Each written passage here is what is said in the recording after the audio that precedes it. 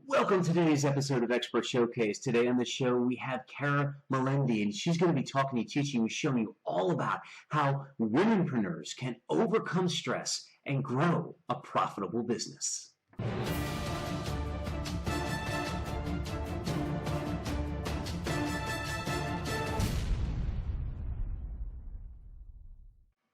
Hey, Kara, how you doing today?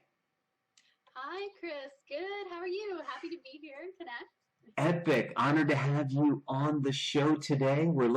Folks, we've been doing our prep in the green room. We've been having so much fun. I mean, Kara is just going to be an epically awesome guest. I mean, you're going to want to stick around and listen to her heroine's journey, and you're definitely going to want to stick around till the second half of the show where we talk all about how womenpreneurs can overcome stress and grow a profitable business. Because let's face it, for womenpreneurs, anypreneur, especially, stress can be so damaging to not only your health but your business. And we've got somebody on today that's going to be able to show you as a womanpreneur specifically how you can overcome stress and grow a profitable business. So I'm so looking forward to getting into this.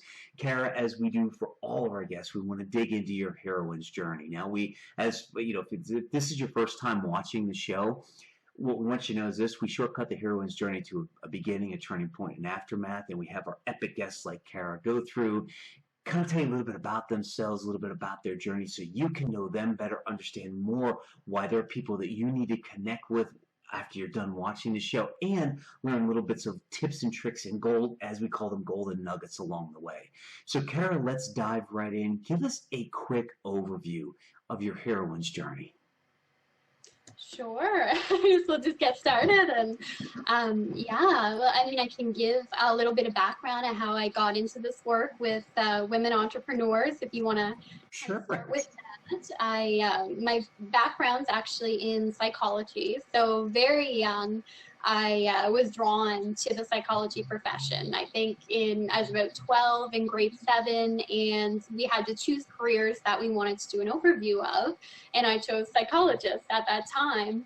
And initially it was just I think to better understand myself. I was fascinated with human behavior, wanting to know myself, understand the people around me.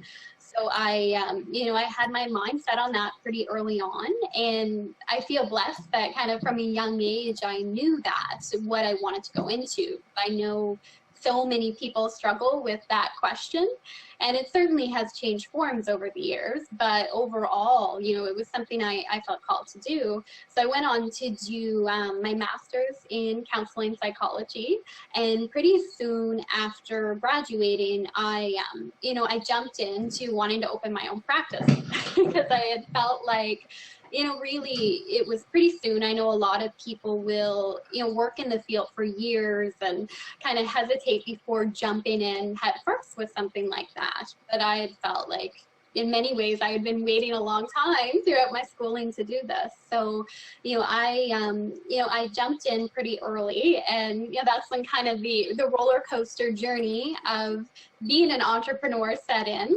when the clients didn't just magically appear, and I realized I had spent a lot of time studying human behavior, but not a lot of time, if any, knowing how to market or run a business. That really became a journey in itself. Was how do I get my services out there? How do I reach clients? How do I find my niche? And really be able to add that value. Yeah.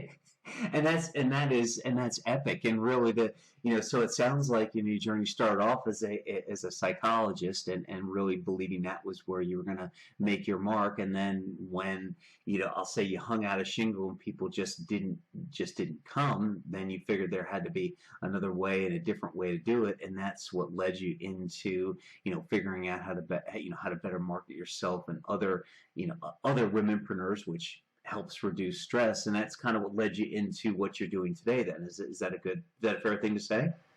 Yeah, absolutely, Chris. It's been a couple of years in, and I was doing some work at counseling agencies on the side. I became aware of the coaching profession, which I know has been around for a while, but I found even at that time when I started kind of venturing more into life coaching, it was still so unfamiliar to a lot of people. They didn't really understand what life coaches did, what it was all about. but I loved that it was very solution focused, goal oriented, and didn't really get lost in the past or get so bogged down in the problem that you couldn't move forward. So I really appreciated that about it.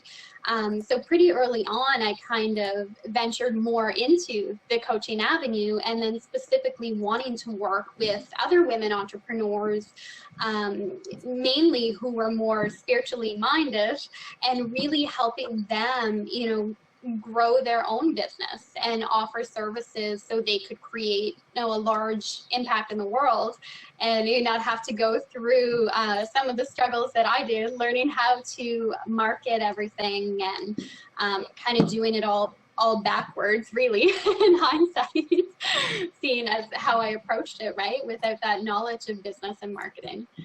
Yeah, yeah, exactly. So I think that's an epic place to start and dig back into each of the areas. So let's really jump back to the beginning, because you said at an early age that it sounded like you kind of knew that where you wanted to go was psychology and human behavior. What led you to that? Yeah, it's, again, I think initially to kind of better understand myself, I had felt always like an outsider, really, and I didn't always know why, but it just felt like I didn't quite fit in with the people around me, and always just feeling different in some way. And really wanting to understand that. And I had also struggled a lot with anxiety from an early age, different social anxiety, general anxiety. And I wanted to really help myself get over that. And I had worked with different counselors, kind of in and out of working with therapists around that. And I mainly thought, I want to be able to work through this on my own. Like, it's nice to have this help, but ultimately it comes down to me being able to apply this information and move forward. So I think that was part of the interest early on, with some of my own issues around experiencing anxiety in my life, and just kind of feeling like I couldn't quite connect with the people around me, led me to want to explore that a little deeper, and wanting to better understand myself and how I could help empower myself. At that time, I don't know if I would have used that language, but looking back, I think that's what I was really doing, was just wanting to get a clear idea of what I'm all about and where I fit in and what I have to offer. Yeah, and it's so amazing that when you realize that, I think a lot of us feel like we don't fit in. I mean, I know I was bullied when I was a kid, and I had different interests. I mean, I was into bowling. I mean, and for those non-Americans out there, yes, I'm talking 16-pound bowling ball. It's funny. I've said that people go, "Wow, you want to be a professional bowler? That's really cool. How'd you get into cricket?" And I'm like, "Oh, I got to remember, cricket's now bigger than bowling." So, but it was, I was a bowler and an actor. So of course I didn't fit in. I mean, it's kind of funny. It's there's definitely levels in high school, and the drama club, and the bowlers and the drama geeks, definitely are not ones that fit in, except with our own little clique. I mean, but the interesting part is that when you take something like that and turn it into, okay, I got to figure out more about myself, and I got to learn more about what's going on. How can I make my, I guess, let me ask you a question, because I was just thinking about it. Did you do it from a standpoint of how can you make yourself better? Did you do it from a standpoint that you wanted to fit in more, or what was your, I was going to say, what was your motivation as a younger person to really start and learn and understand more about yourself like that?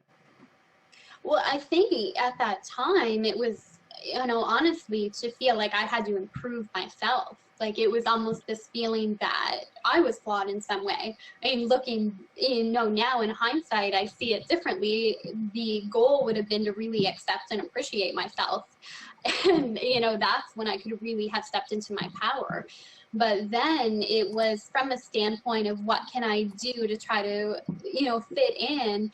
And in terms of the anxiety, what can I do just to feel better and manage this, in my own way, without needing to turn to medication or any of that, because I felt for me it wasn't at the point where I ever needed that. I wanted to be able to go within and to, help myself manage it? Because again, coming back to that empowering aspect, why couldn't I have those answers from within myself? But yeah, to answer your question, Chris, I think initially it was that standpoint of how can I better myself, or how can I change myself so I can fit in and feel more accepted. Wow, and you know that is so profound and so deep. And the interesting thing is you've been successful, and you've turned turned from from being in the mental health field to being into the coaching field, and we're going to get all into that here in a little bit. But what's so profound for me about what you just said is the fact that most people, myself included, when we were being bullied or we didn't fit in, we complained a lot, and that didn't want to try and change. And you took a different route. You said, okay, you know, I need to understand myself better, and maybe there is something I can do. Maybe there is something I can do to better myself to actually change. See, I mean, I grew up with parents who basically said, well, if somebody was making fun of you, they were just jealous of you. So I had no reason. I had the typical upbringing where I had no reason to change. Like, hey, you're jealous of me. That's great.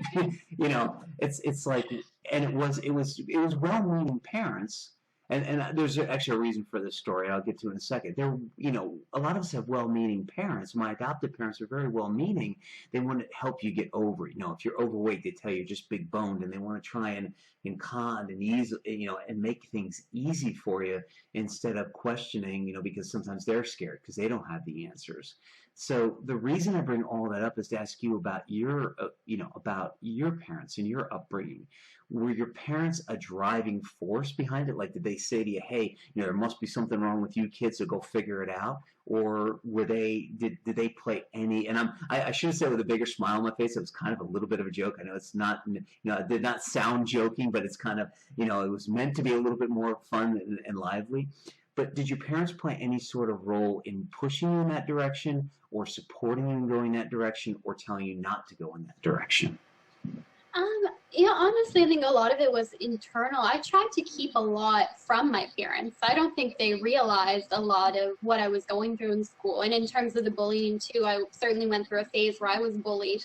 And where I felt there was something wrong with me, or I was kind of flawed, I think there was an embarrassment around that, and not wanting to feel that to my parents. And I think that's where kind of my perfectionism comes into play too, where I didn't want them to think that, I was letting them down in any way, or I kind of felt ashamed that, wow, why am I not this popular kid?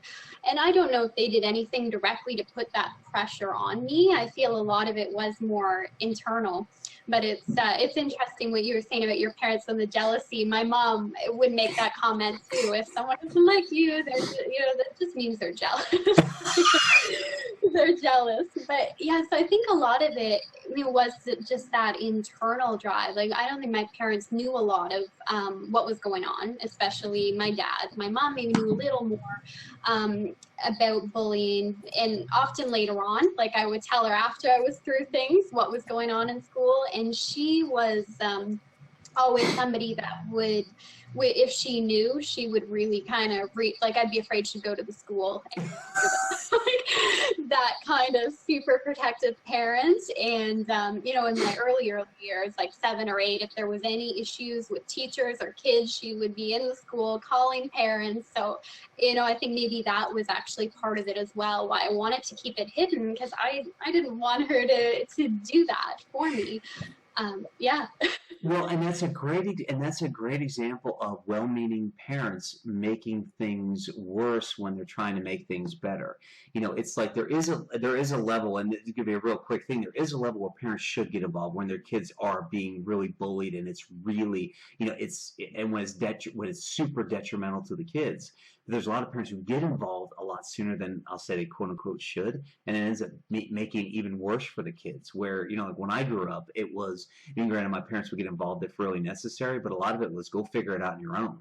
I mean, you go, go handle it. And I think that it was, I think we're talking, maybe a different time and everything, but now we're getting off a real big tangent on a whole nother topic for a complete other show. We'll have to have you back. We'll have to have you back on. We'll talk about parenting tips. But in the interest of time and out of respect for your time and our viewers' times, is there one thing from the beginning phase that you would call a golden nugget, or something, either a golden nugget from the beginning phase or something that you look back on it now and say you wish you would have known back then? Either one. Right.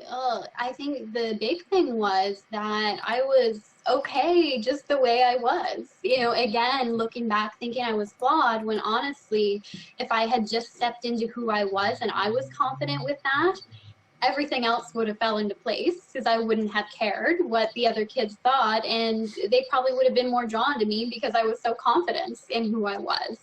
So I think that was, you're okay. You don't need to be perfect. You're okay just as you are, imperfections and everything, right? Yeah. I think that was certainly the big lesson, and just in self-acceptance as well, to accept where I was, who I was at that time, and just honor that. And honestly, that's an ongoing, I think, lesson as well for me, to continue to apply that. Wait, you're okay the way you are. I think especially with personal growth, it's so easy to get wrapped up in, what do I need to fix? What do I need to change? And instead of just accepting that, wait a second, I can still do personal growth and come at it from a place of just taking it to the next level, rather than I'm flawed from who I am now. So I think that's probably the biggest. Exactly, and that's an epic golden nugget, and that's a great place to actually migrate from the beginning into the turning point. So you're at this point where you've got, you decided in school you're going to be a psychologist and study all about human nature, and then you went to college or university, as our European brethren will say. Do they say university or college in Canada? I know we've already got the niche thing out of the way, but is it university or college in Canada? No, we didn't discuss that one. I went to university. University, okay. See, us Americans, we're just screwed up. I mean, we don't speak real English. We figured out a way to just say the things we want, and the heck with the rest of the world. See, at least I admit it. Go America. But anyway, that's besides the point. So you decided to go to university, and you decided to hang out your shingle and now, was it a psychologist or a psychiatrist, so I can get that right? Yeah, well, and it was actually, technically it would be like counseling, because my background was master's in counseling psychology. So it's really strict terminology you're able to use. So technically it would have been psychologist, it would have been counseling therapist, like mental health therapist, but it's that kind of counseling role. Yeah. Okay, cool. So you're a mental health therapist, and things, like you said, you went to school for that, but didn't do a lot of research on marketing, and it was kind of, hey, let's hang the shingle out. We get done with university, hang the shingle, and people start to come. And I think you were saying, we were going over your background, that's not exactly what happened, right? No, it wasn't what happened. And I was so eager, and I'm so glad I took that leap of faith when I did, because it was so easy to say, no, I'll just wait. But I was at a place where I thought, why not just start now? Like, I may take time to grow this, so start as young as I can, and we'll go from there. But I probably did a lot backwards in terms of marketing. Like, I spent a lot to have a really nice website, had the business cards done, and I thought, okay, I'll just, once I have the site, I'll post like business cards around in grocery stores or libraries, and I'll just kind of wait for the calls to come in and to connect with people. And that didn't actually happen. I didn't hear from too many people. Now looking back, not surprisingly, because, well, I didn't do a whole lot of sales and marketing. Apart from the website, I didn't do a lot of actually reaching out and forming relationships with people. And so I kind of felt stuck in that for a while. I was working on the side in counseling, so I was getting the experience in that side of it. After having the schooling, I was able to apply it, but again, it was still missing out on the marketing piece. So, I had eventually reached out and started working with a coach to help grow my business and help get me out there and give me some tools and tips on, how to get word out about my services and, how to find that target market. And even, a big part as well, just stepping out of the comfort zone, because I was so terrified to really kind of put myself out there in that way. And I know now a lot of entrepreneurs go through that fear of judgment and what will other people think and, all those fears.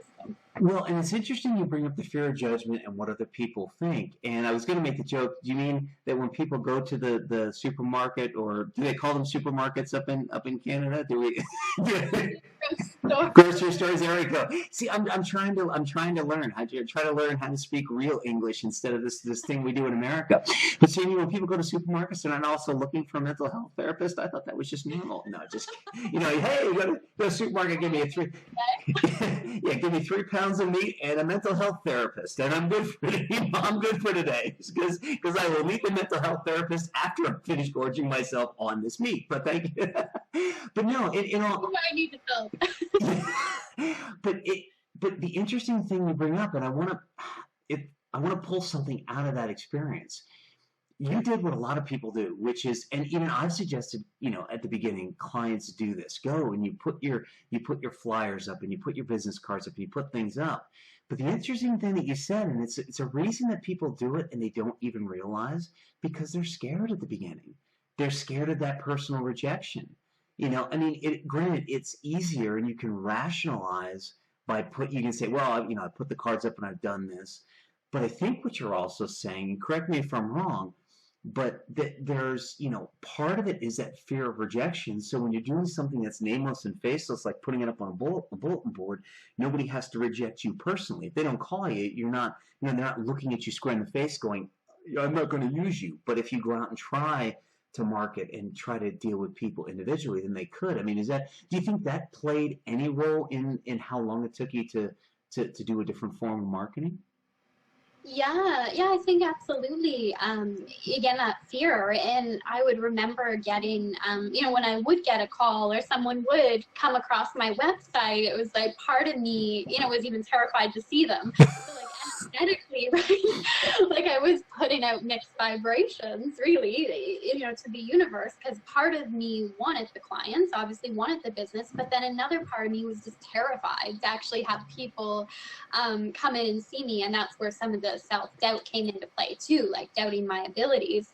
So I'm sure, that would come across in my actions as well, of, almost subconsciously, but sabotaging myself in different, right? Like, yeah, it's like yeah, universe, give me clients. Oh shit, universe, you gave me a client. I mean, that's it's funny. That's what all coaches, I went through the same thing, at the beginning when I had started a different coaching practice many, many years ago. I mean, I'll never forget the anxiety. It was like when you schedule a client, when a client actually says yes, then the worst part is the anxiety before the first call. It's like, oh my gosh, what, and you go through all these feelings of what if I'm not good enough, or what if I don't make a difference, or what if I don't, what if.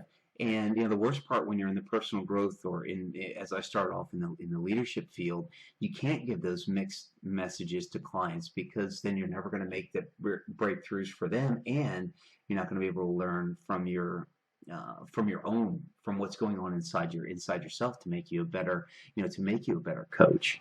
So yeah, so from the turning point perspective, when did it change? When did you when was it a single moment where you had a realization, hey, I need more clients? Or did somebody say something to you? Or when did it change where you actually started to say, okay, I've got to do something different and make a change here? Right. And, to bring it full circle, it was gradual, but when the initial turning point would have been when I reached out to work with a coach and finally had some guidelines of what to do, and say, okay, I'm going to start hosting workshops. I'm going to start posting regularly on Facebook with a certain intent behind my posts. I'm going to start, reaching out and attempting to connect with people and bring them on discovery calls. So essentially, when I started having a sense of direction of where to go with my business, instead of just having no idea. And, alongside that work with the coach, I was able to let go of a lot of the fears that I had as well. And, it's interesting talking about the first part of the story with the bullying or feeling like I don't belong. That was coming out in terms of my business too.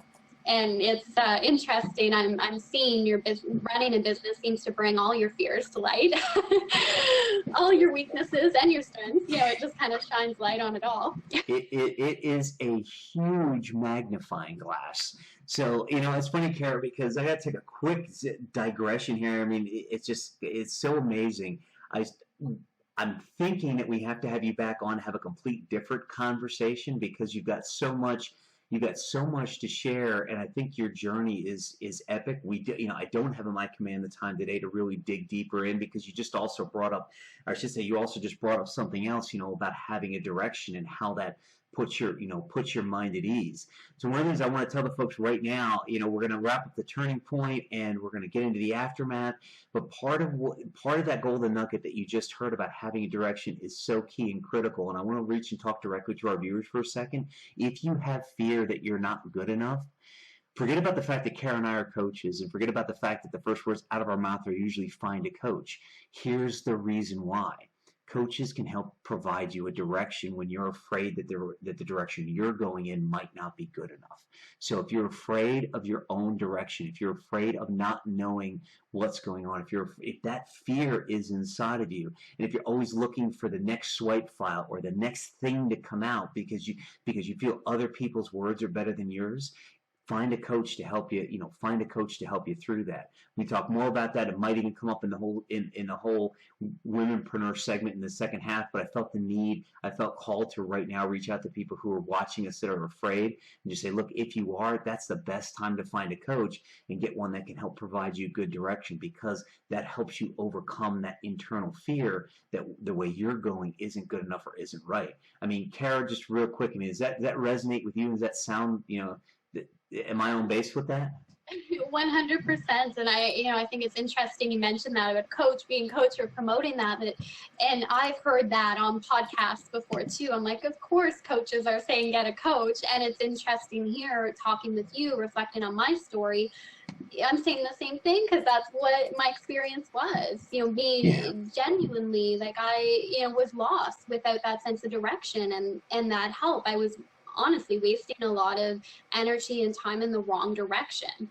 So it was a huge turning point to give me that sense of focus, to help me work through my fears and really get me to where I want it to be in my business, or at least a huge head start in that direction. So, absolutely, Chris. Yeah.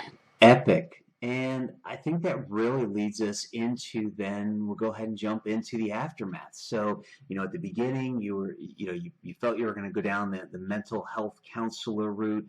You did it because you wanted to understand more about yourself, and then realized you had a passion for it. And then you went to university, graduated, hung out a shingle. Nobody came, and you realized that you needed a different direction, and you got a coach. I mean, we talked a lot about marketing, that marketing helped to build the business, but I think really, like you said, the turning point that brought it back full circle was getting a coach. So let's dig a little bit deeper into that. Who knows? Maybe we don't need a whole nother episode. Maybe we'll just talk about here in the aftermath. I don't know what I'm saying at this point. Thank goodness I don't use a teleprompter or a script. But no, so the whole point is you got a coach. How did that start to change your view of everything, your view of your business, your view of yourself? What did you go through when you got that coach, and how did it start to change everything? Well, it really helped me step up and take ownership too, because I realized on one level I wasn't being fully committed to my business either. And, that had, nothing to do with having to work a little bit on the side to support myself. I mean, I think, that can be necessary for people, but it was really a mindset shift. Like I was still in a place of fear where I hadn't fully committed. So again, those kind of mixed signals that I'm sending to the universe, sending to my clients, to the people around me of, wanting to grow this business, but of course having fear get in the way from fully jumping in. So that helped me commit on a whole different level and really say, okay, this is what I'm doing. I'm going to grow a coaching business. You know, I want to be able to help people deal with their stress and anxiety. And through, you know, learning those tools myself, that's when I really started focusing on helping other women entrepreneurs and wanting to share that with them, and then bring in that element of the stress management, which I think is absolutely huge. So we don't wind up in a place of burnout and stress. We can't get anything done, right? If we're that overwhelmed, we can't be creative, we can't get focused, and we actually can't get to work. So that's how, you know, this kind of eventually came together. Yeah, and it's so interesting. And yes, folks, I was biting my nails. It was kind of these, you know, stress. It's much better to work with Kara than sit and bite your nails all day long. So one of the questions, though, would be, here in the States, and this might be a cultural thing or it might be a country thing, so I'm not sure, so I'm going to ask it this way. Here in the States, when we talk about mental health professionals, we're talking about licensed professionals, people who've gone to university, gone to college, graduated with a degree, you know, master's in sociology, something like that. Sometimes they're PhDs and are doctors.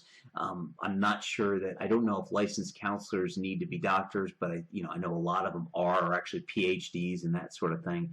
So I'm showing my ignorance. Maybe I'm talking out my patootie here. I have no clue. That's a new word. That'll be in the English dictionary next year. But that's besides the point.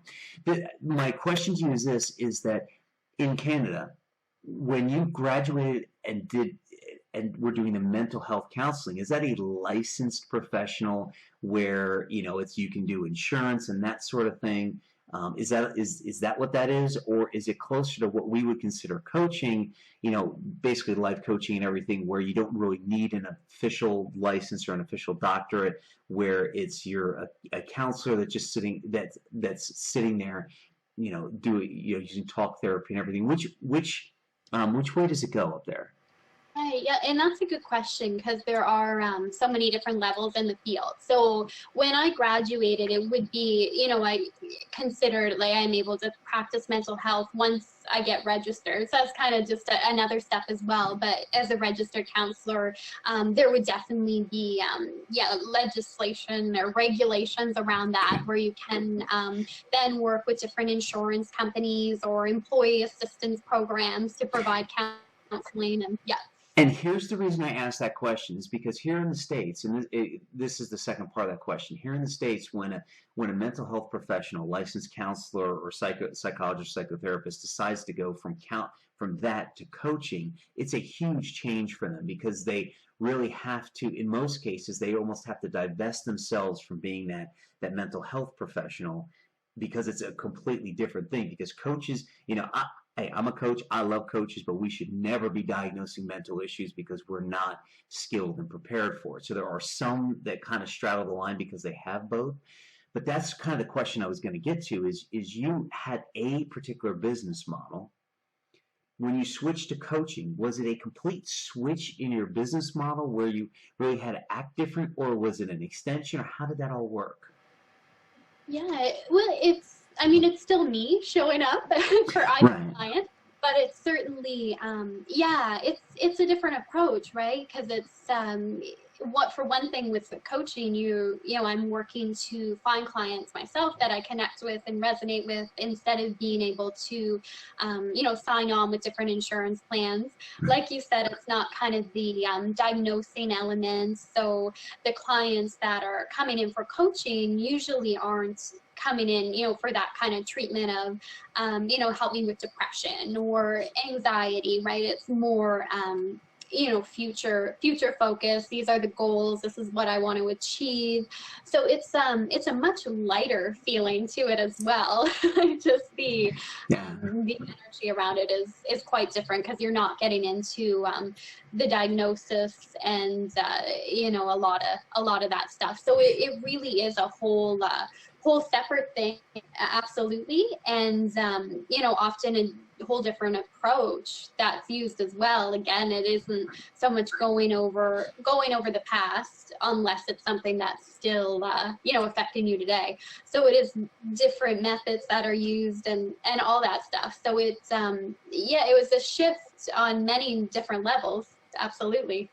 Yeah. And that's great. And part of the reason I asked is going to lead into the next question is when you started working with a coach, did the coach look into your business, your mental health business, and try and help you pick out what you really loved and what you didn't like about it, and start to allow you to see that there were pieces of it that might be holding you back or that you might need to do differently? And is that what caused the change in the coaching and changing your business model, or did that not happen and it was something different? Yeah, and I think that was kind of like a gradual thing as well, is realizing the approach is very different. I mean, again, with the counseling, it tends to be very much one-on-one hourly sessions, whereas with coaching, you more are likely to offer programs or different workshops that people come to and commit, a larger amount of time. So the model that's used is a little bit different too. So it's kind of getting out of, you book one client at a time for an hourly session to you can create these coaching packages and really develop a plan to help people move forward. So, on that level, it was different as well. But I guess my deeper question there is, did the coach help you in that direct? Did the coach help you recognize things like that? And was it the coach that helped you change? And there actually is. I'm going to summarize this. There actually is a reason to all these questions. Did the coach actually help you kind of summarize and shift gears and shift focus at that point? Yeah, and I mean, that was kind of my desire as well. Like, again, the more I had heard about coaching, that was something that I wanted to, dive deeper into that other side of it too. So there was some help in being able to switch that over and in changing that mindset as well of what it looks like to, be the mental health professional as opposed to being a coach. Yeah, and here's the reason I ask all these questions. And this is kind of a good place to slowly start to wrap up the heroine's journey. Fact of the matter is a lot of people watching the show today, and maybe even you personally there on the blue couch. Yeah, put the soda down. It's okay. Pick up a coffee or no, I'm just kidding. But that's besides the point. Pick up your drink of choice. People sometimes really need a good stiff one to get through this whole show. I don't know that, but that's what they tell me. So anyway, but the fact of the matter is that we're all in places at some points where we question where things where things just aren't going right, and we question how can we make things better. What it sounds like you did, Kara, was not only a question, it's like, okay, things should be going well, but they're not. Start questioning and start looking for different avenues to practice something similar to what you're doing. I mean, is that a fair statement where things weren't going good and you just went out and looked and said, okay, I kind of like doing this.